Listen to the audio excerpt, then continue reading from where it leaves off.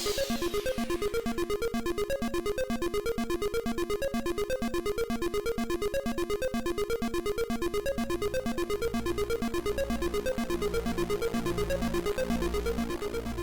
there, welcome in everyone.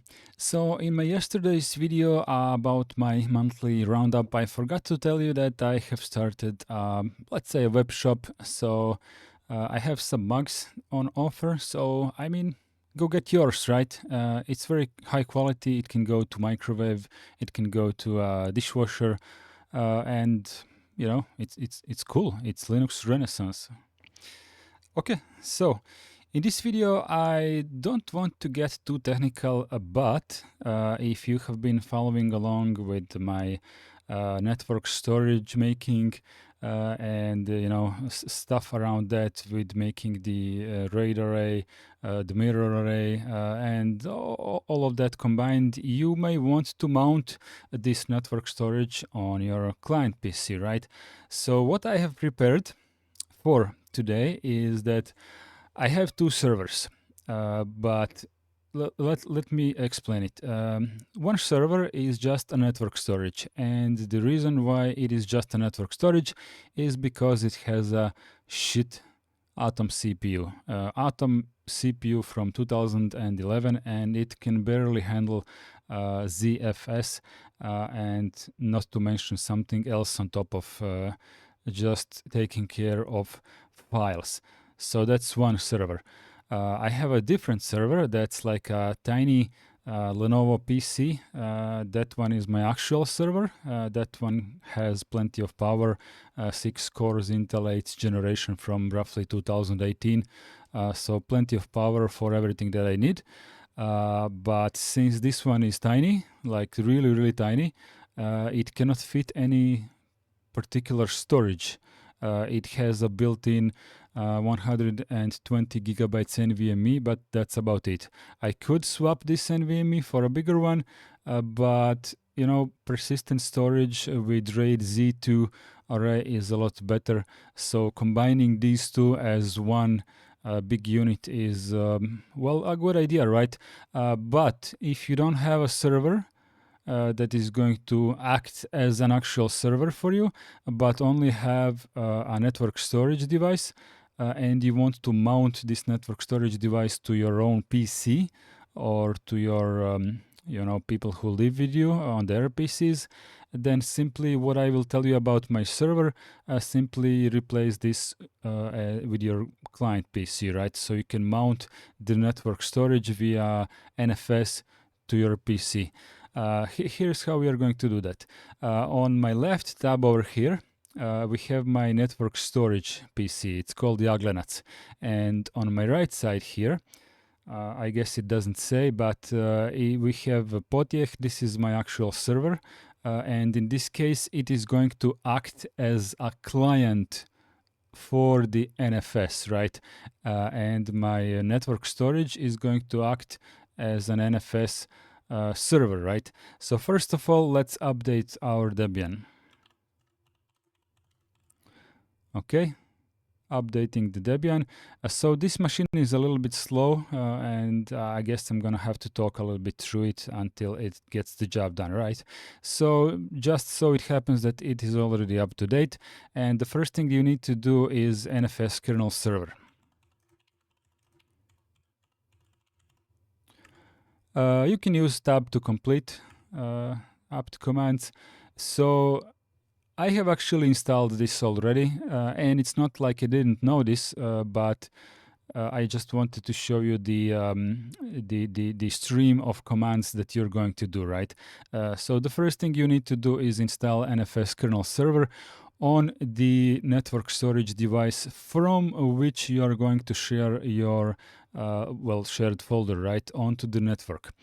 Okay, so the first thing after this that you're going to do is let's check where my network, where my share is, right, where the folder is.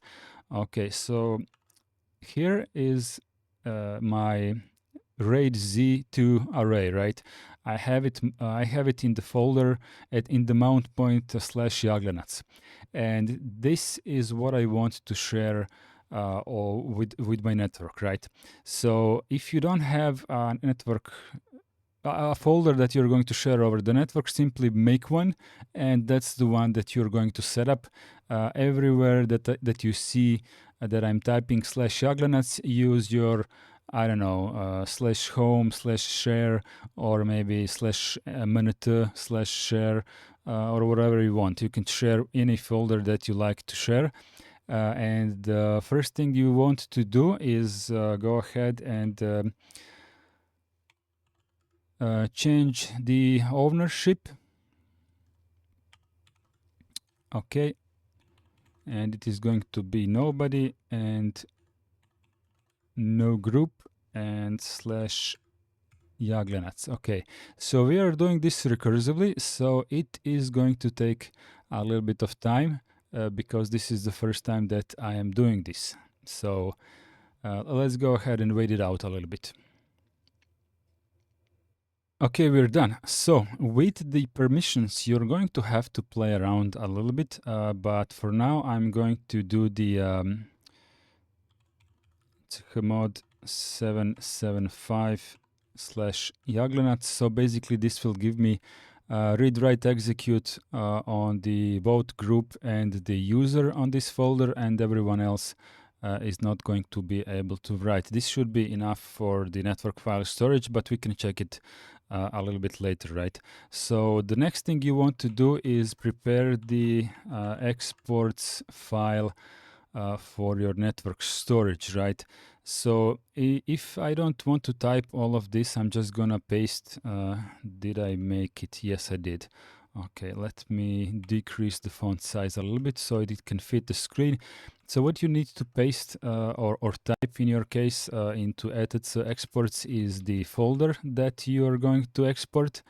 And if you are limiting which PCs on your network, which I would actually recommend, are able to access your network storage, then add them. Like this is one, this is another. So these are two of my computers. This one is my server, and this one is my main home PC.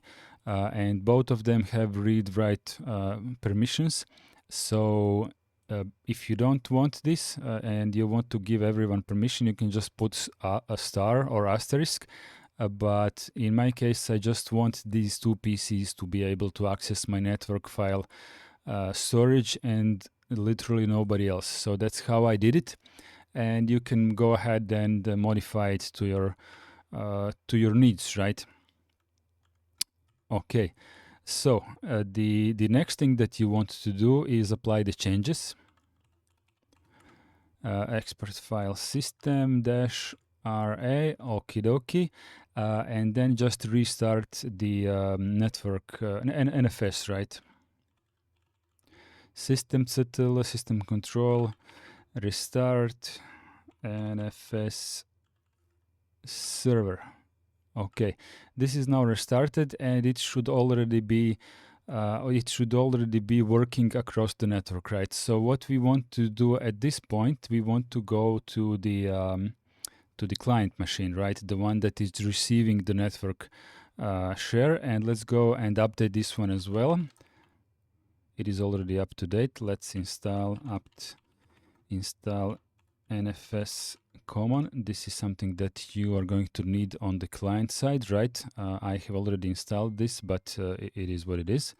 Then you need to prepare a mount point where you're going to mount your remote NFS share, right? So I have already prepared a folder called /Jaglanats. It is the exact same folder as on the server, but it really doesn't have to be. It is just for my own convenience and because I like it this way. Not there is no other reason. You can place it wherever you want. You can place it in your home folder if you so desire, right? So the first thing that you want to do is go to edit tab, and you're going to prepare a mount point that is also going to be used upon reboot, right?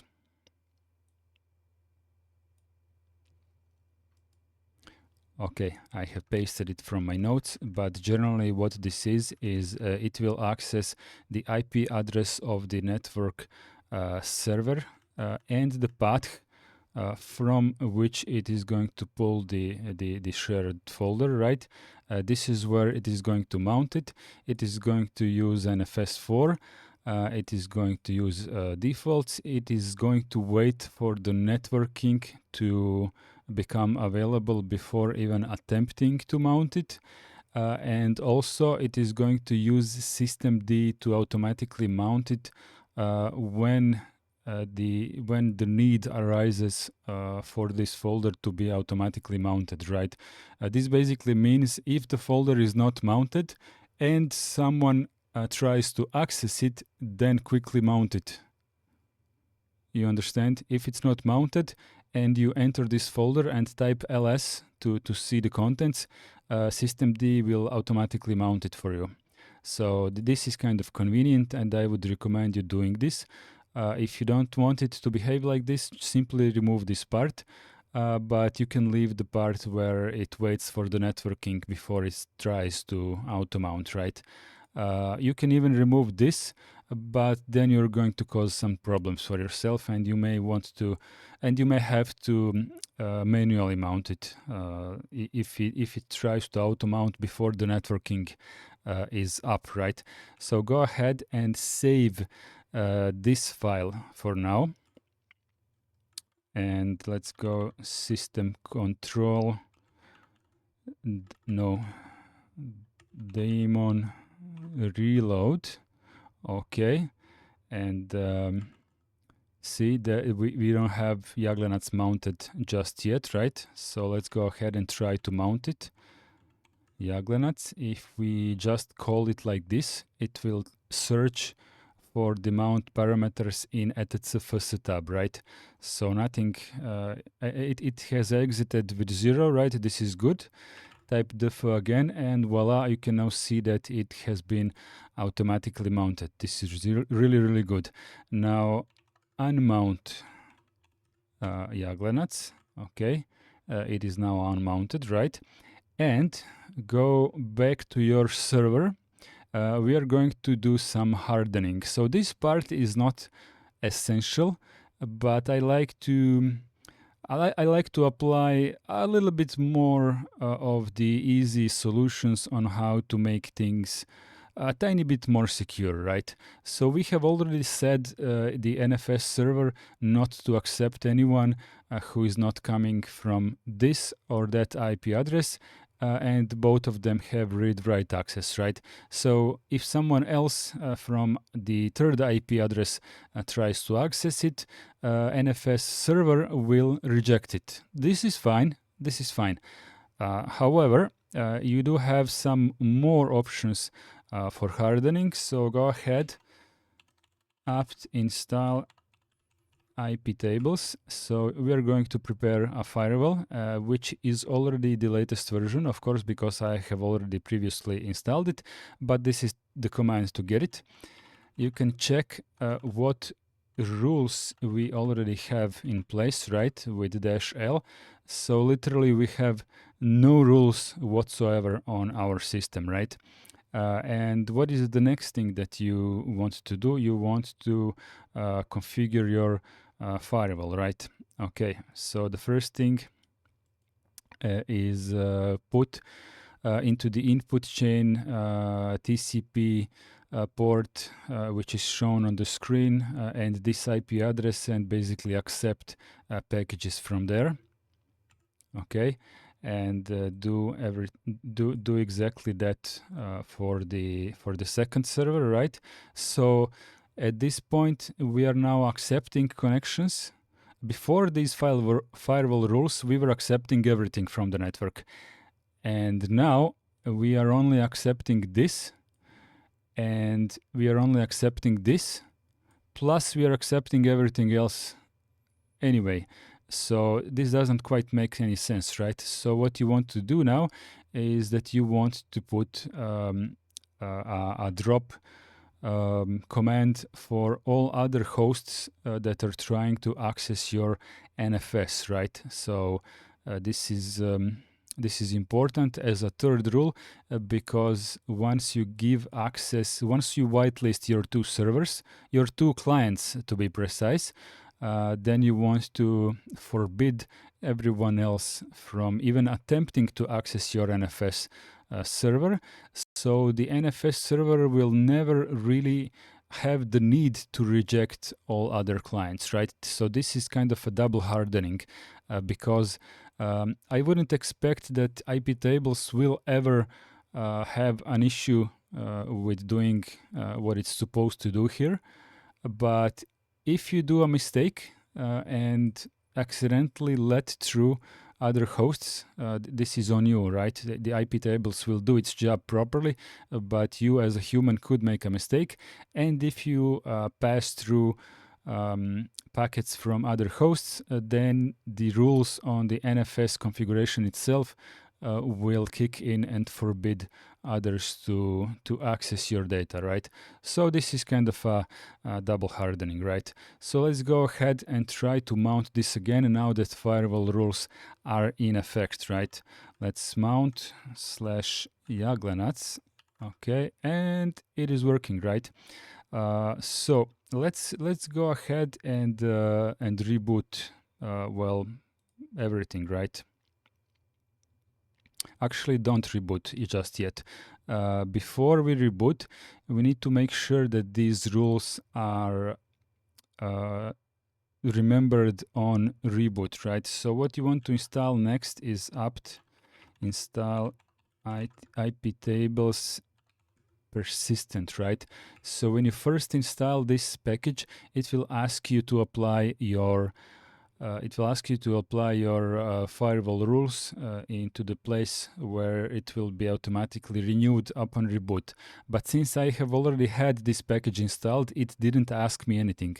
So if you remember from one of our Sunday lessons, the way you can trigger the package to ask you all of the initial config questions from scratch after it has been already installed, you need to do dpkg reconfigure IP tables persistent. So what this is going to do is it is going to reset its configuration and ask you to well, make the choices, make the initial choices once again, right? This is what I'm going to do. Do you want to save the current IPv4 rules?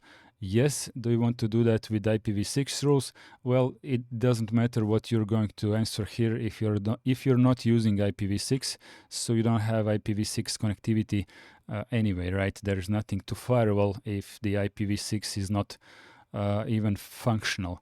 At this point, you can simply reboot your network storage server. Let's reboot that one.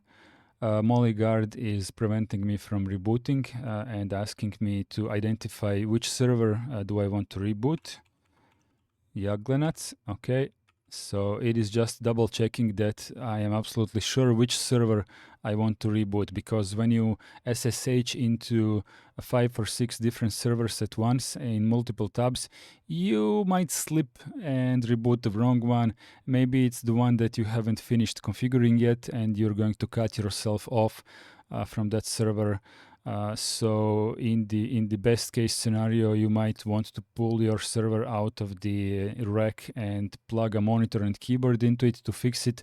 And in the worst case scenario, you're doing this remotely on another site and you're going to cut yourself off if you haven't finished configuring the network.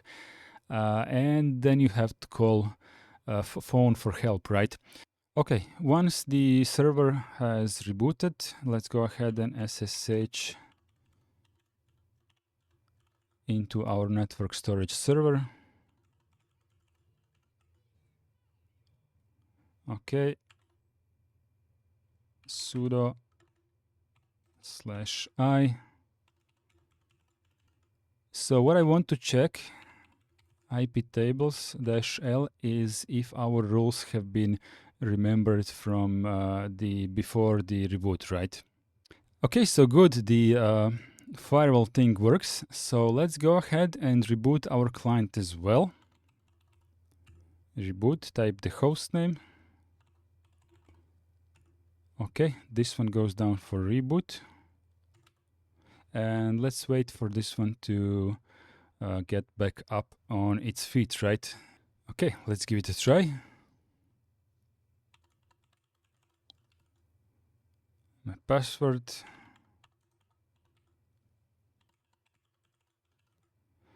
Okay, let's check if anything is mounted. Okay, at this moment nothing is mounted, so let's list the contents of the folder Jaglanats, right?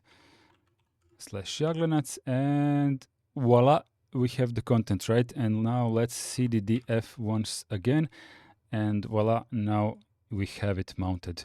So this is the systemd doing its thing, right? That parameter that I showed you in fsetab. When anything requires access to this folder, it will be automatically mounted.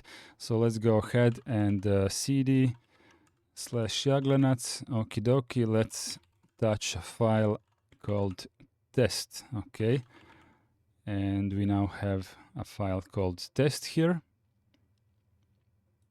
And let's go here. We are now on the host that hosts our files, right? And voila, we have the test file here as well, right? Okay, so that's basically how you're going to network mount your storage. Do what you will with this, get inspired, broaden your horizons, learn a bit about this, research into it. Maybe you can do it better than I did. And I'm not saying that your way is better or worse. I'm just saying better for you and for your use case, right? So if you're happy with what I'm making, give it a thumbs up and like the video, subscribe and all that stuff, and maybe get some of my merch or whatever you do. We're going to see each other in the next video, which is tonight, when we are going to learn about RPM packages. Yes, we are. See you in the next video.